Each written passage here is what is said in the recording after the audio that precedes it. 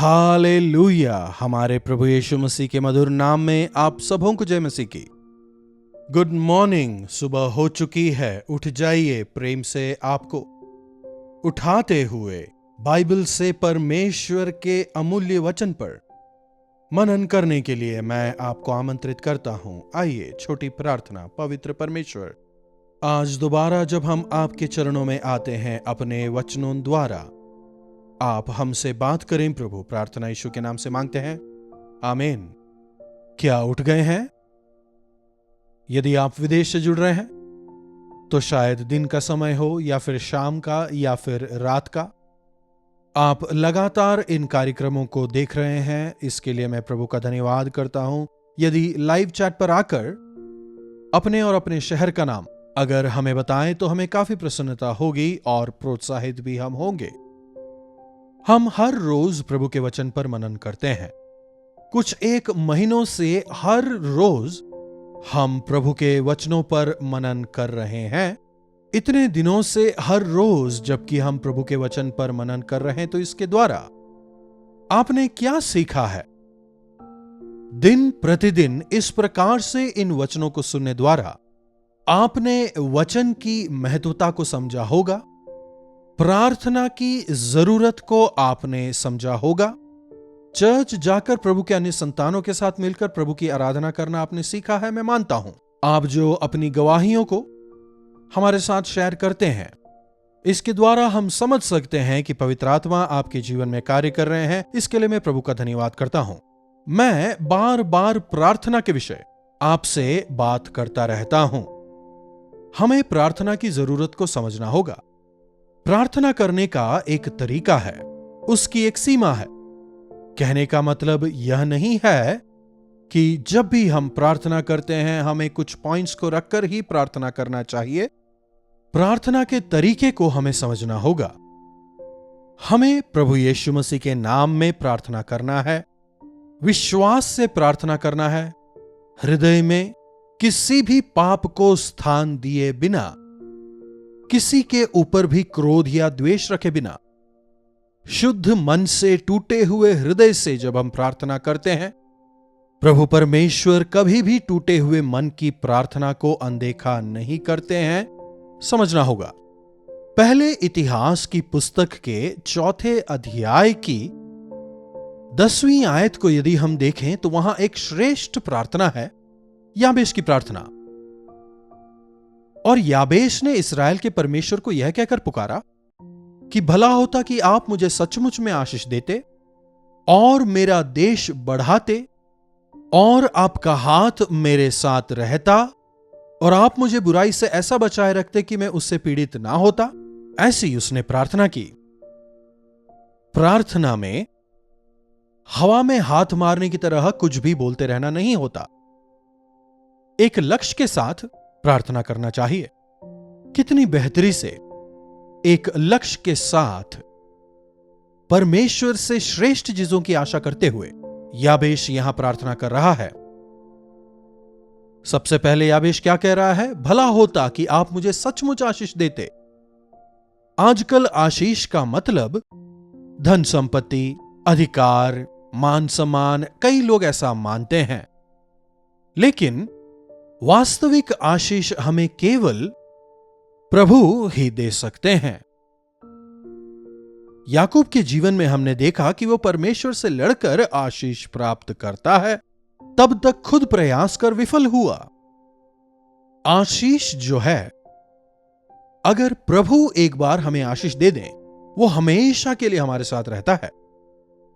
तो यहां प्रभु मुझे आशीष दें, याबेश कह रहा है। इस छोटी सी एक बात में मेरी जरूरतों को पूरा करें, जो गाड़ी चाहिए उसे प्रदान करें, जो घर चाहिए उसे दें, वस्त्र दें, खाना दें, पैसा दें। ऐसे एक पॉइंट बोलना जरूरी नहीं। आशीष दे जब हम बोलते हैं, हर विषय में प्रभु हमें आशीष देंगे यदि उनकी बात मानकर वचन के अनुसार हम जिएं। व्यवस्था विवरण 28वें अध्याय को आप पढ़िए। उनके वचन के अनुसार जीने वालों को कितने प्रकार की आशीषें हैं, वहीं उनकी अवज्ञा करके जीने वालों को क्या कुछ झेलना पड़ेगा, सब कुछ हम उस अध्याय में वहां पर देख सकते हैं।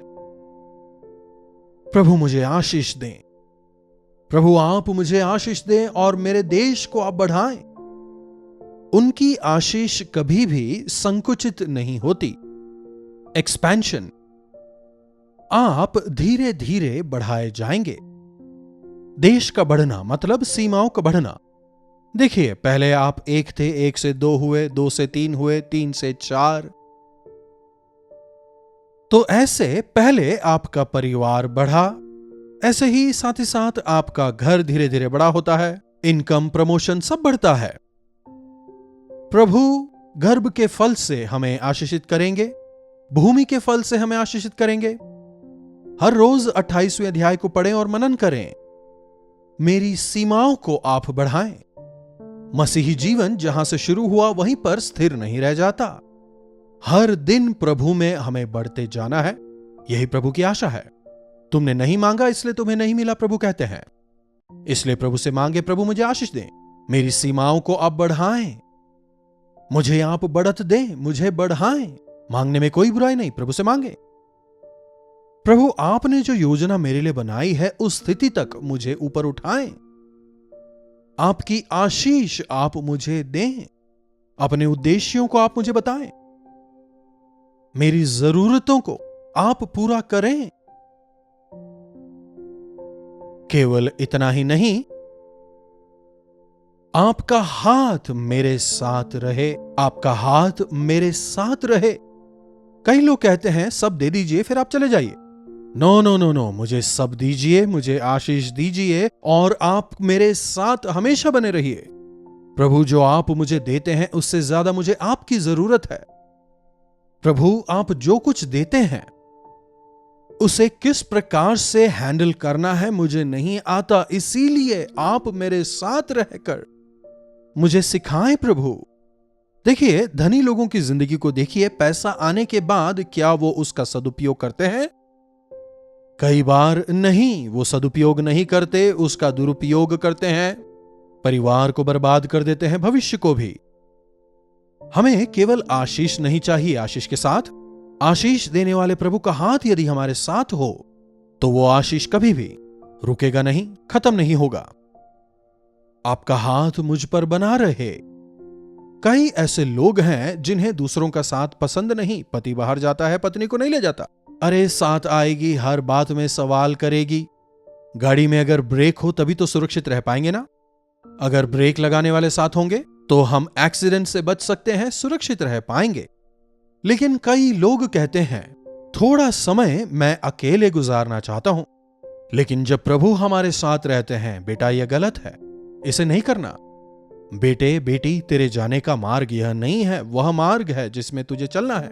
खतरे से प्रभु हमें बचाएंगे। याबेस को यह समझ आता है, प्रभु मुझे आशीष दें, मेरे देश को बढ़ाएं, साथ ही साथ आपका हाथ मुझ पर हमेशा बना रहे और मुझे बुराई से बचाए रखें कि मैं उससे पीड़ित ना हूं। बुराई में पड़ने से मुझे बचाएं। प्रभु पर विश्वास करने वाले लोगों के जीवनों में परीक्षाएं काफी सारी आती हैं। बुराई हमारा पीछा करती है। गरजने वाले सिंह की तरह शैतान किसे फाड़ खाऊं, इसी ताक में वो हमेशा रहता है। इसलिए प्रभु की सहायता हमें चाहिए। प्रभु का हाथ हम पर होना चाहिए। प्रभु की सुरक्षा हमें चाहिए ताकि हम बुराई से बच सकें। मुझे बुराई से ऐसा बचाए रख कि मैं उससे पीड़ित ना हूं। कई विश्वासी प्रभु के आशीषों को पाने के बाद परीक्षा में गिर जाते हैं। परीक्षाओं में जब हम गिरते हैं और जब प्रभु की सहायता हम नहीं मांगते, उसमें गिर जाते हैं, जीवन में विफल हो जाते हैं। जब आप प्रार्थना करते हैं उस दौरान आपको क्या चाहिए, उन चीजों को मांगने से ज्यादा प्रभु आप जो कुछ भी मुझे दें वो ठीक है, लेकिन उससे ज्यादा मुझे आप चाहिए। प्रभु मैं आपकी इच्छाओं के अनुसार चलना चाहता हूं, आपकी योजनाओं को समझकर उससे मैं पूरा करना चाहता हूं। यदि ऐसी प्रार्थना करना हम सीख लें तो जीवन में सफल हो पाएंगे। प्रभु मेरे साथ हैं, प्रभु मेरे चाल चलन को जानते हैं, प्रभु मुझसे प्रेम करते हैं, प्रभु ही मुझे उठाएंगे वो जब जो मेरे लिए करते हैं वो मेरी भलाई के लिए करते हैं, ऐसा विश्वास यदि हम में हो, जीवन में आशीष पाने के बाद भी हम स्थिर रहने पाएंगे। आशीष पाने के बाद कई लोग प्रभु को छोड़ के प्रभु से दूर हो जाते हैं। इन अंत के दिनों में प्रभु से ज्यादा सुख से प्रेम करने वाले, बाहरी तौर पर तो वे विश्वासी हैं लेकिन अंदरूनी तौर पर वे सड़ चुके हैं, कई ऐसे विश्वासी आज हैं। क्यों ना हमारी प्रार्थना याबेस की तरह हो जाए कि प्रभु आप मुझे वाकई में आशीष दें, मेरी सीमाओं को बढ़ाएं, आपका हाथ निरंतर मेरे साथ हो और मुझे बुराई से बचाएं कि मैं उससे पीड़ित ना हूं। इस संसार में रहते समय परीक्षाएं हमारे सामने आएंगी, लेकिन हमें उससे बचाने के लिए प्रभु हमारे साथ हैं। उस परीक्षा से बचने का मार्ग वे हमें बताएंगे। भले ही हम परीक्षा में पड़ें, लेकिन उससे सफलता के साथ में बाहर निकालने में प्रभु योग्य हैं और वे हमारे साथ हैं। आशीष, यह जो पद है, कई लोगों के लिए एक साधारण सा शब्द आजकल बन चुका है। आदि में जब परमेश्वर ने आदम और हव्वा की सृष्टि की थी, प्रभु ने उनसे क्या कहा था? देखिए एक बार उत्पत्ति की पुस्तक पहला अध्याय उसकी 26वीं आयत से। उत्पत्ति की पुस्तक पहला अध्याय 26वीं आयत से गौर से वचन सुनिएगा। फिर परमेश्वर ने कहा, हम मनुष्य को अपने स्वरूप के अनुसार अपनी समानता में बनाएं और वे समुद्र की मछलियों और आकाश की पक्षियों और पशुओं और समस्त पृथ्वी पर और रेंगने वाले सभी जंतुओं पर अधिकार रखे। तब परमेश्वर ने मनुष्य को अपने स्वरूप के अनुसार उत्पन्न किया। 28वीं आयत, और परमेश्वर ने उन्हें आशीष दी। सबसे पहले परमेश्वर क्या करते हैं?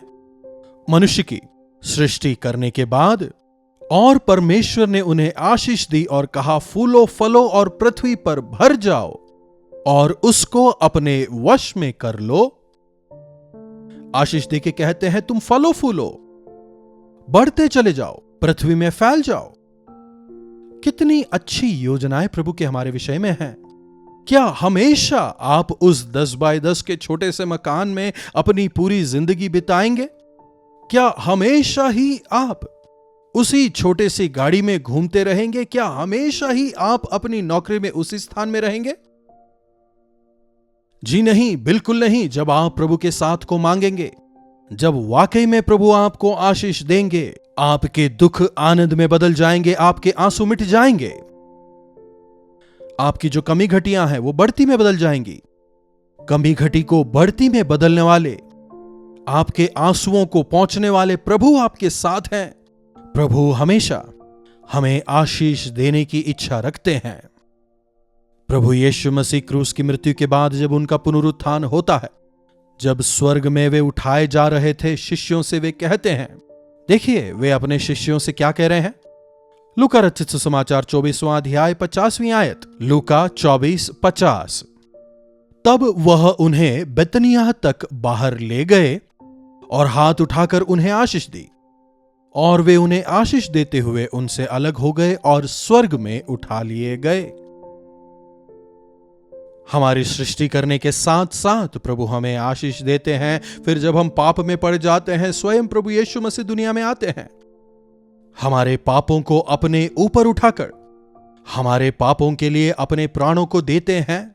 मृत्यु स्वीकार कर मृत्युंजय होकर तीसरे दिन जी उठते हैं। जहां मैं रहता हूं वहां तुम्हें अपने साथ ले जाऊंगा कहकर जब वे स्वर्ग में उठाए जा रहे होते हैं, तीसरे दिन मृत्यु से पुनरुत्थित होने के बाद 40 दिन तक वे अनेक विश्वासियों को नजर आए। जब उनका स्वर्गारोहण हो रहा था, अपने हाथों को उठाकर वे शिष्यों को आशीष देते हैं और शिष्यों के आंखों के सामने वे स्वर्ग में उठा लिए जाते हैं।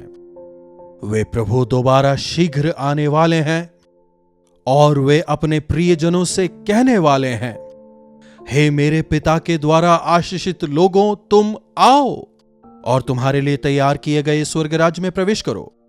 प्रभु आपके राज्य का वारिस होने का अनुग्रह मुझे दें। इस संसार में जब तक हूं मुझे आशीषित जीवन दें। क्यों ना प्रभु से कहें प्रार्थना। महापवित्र पिता परमेश्वर, प्रभु इस संसार में रहते हुए कई कष्टों का, कई परेशानियों का, आंसुओं का हम लोग दिन प्रतिदिन जिंदगी में सामना करते रहते हैं। भूल जाते हैं कि हमारे लिए हमारे जीवित परमेश्वर हैं, जिन्होंने हमारे लिए अपने प्राणों को दिया, हमारे श्रापों को अपने ऊपर लेकर एक आशीषमय जीवन दिया है। इस बात को भूलकर हम हमेशा अपने प्रयासों में लगे रहते हैं कि हमारे कष्टों को हम लोग अपनी मेहनत से खत्म कर लें। लेकिन प्रभु, जिस प्रकार आज हमने वचन को सुना है, आप हमें वाकई में आशीष दें प्रभु, और हमें अपने राज्य का अधिकारी होने का अनुग्रह दें। प्रार्थना यीशु के नाम से मांगते हैं, आमीन। अब हमारे पिता परमेश्वर का प्रेम, प्रभु यीशु मसीह का अनुग्रह, पवित्र आत्मा की संगति और सहभागिता हमें से प्रत्येक के साथ आज, कल और सर्वदा बनी रहे। आमीन। प्रभु की महिमा हो। अपने प्रार्थना विषयों को आप हमें 9884907779 पर SMS या WhatsApp द्वारा भेज सकते हैं। हम आपके लिए अवश्य प्रार्थना करना चाहेंगे। प्रभु आप सबों को आशीष दें। कल्वरी दर्शन, ये है प्रेम के दर्शन, यीशु प्रेम के दर्शन।